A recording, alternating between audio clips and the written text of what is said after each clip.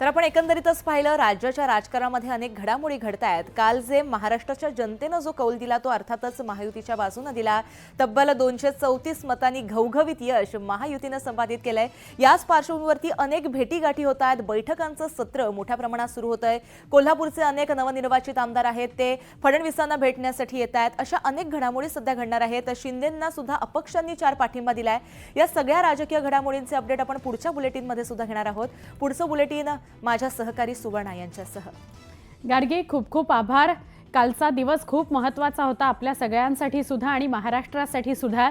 सगळ्या राजकीय घडामोडी आज रविवार असून सुद्धा आपल्याला बघायला मिळतील। हालचालींचा आजचा दिवस आहे। बघूया काय नेमकं होतं। सुरुवात हेडलाईन्सने करूयात। हेडलाईन्स प्रायोजक राजयोग पेंट्स, आनंद तुमचा, रंग आमचा।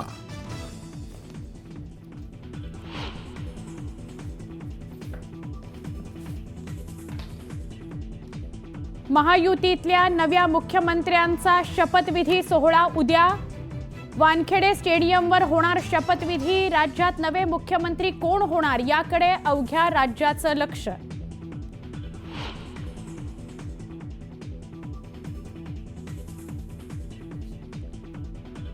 शिवसेनेची मुंबईतल्या ताज लँड अँड हॉटेलमध्ये बैठक। नवनिर्वाचित उमेदवार राहणार उपस्थित, गटनेत्याची होणार निवड।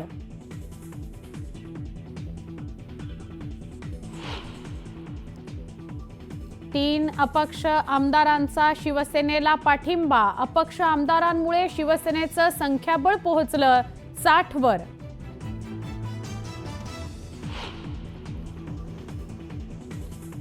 राष्ट्रवादी काँग्रेसच्या गटनेतेपदी अजित पवार यांची निवड। देवगिरी बंगल्यावरील बैठकीत आमदारांचा एकमतानं निर्णय।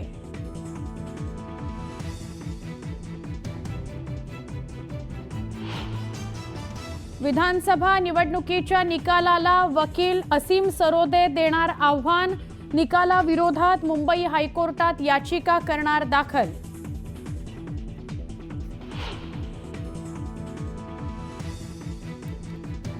कालचा निकाल आधीच ठरला होता।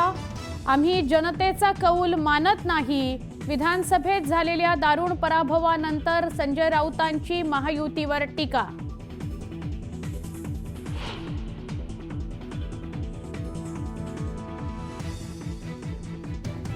महाराष्ट्रातल्या सगळ्या घडामोडींना सरन्यायाधीश चंद्रचूड जबाबदार। ते पक्षाची दारं उघडे ठेवून गेले, खासदार राऊतांचा आरोप।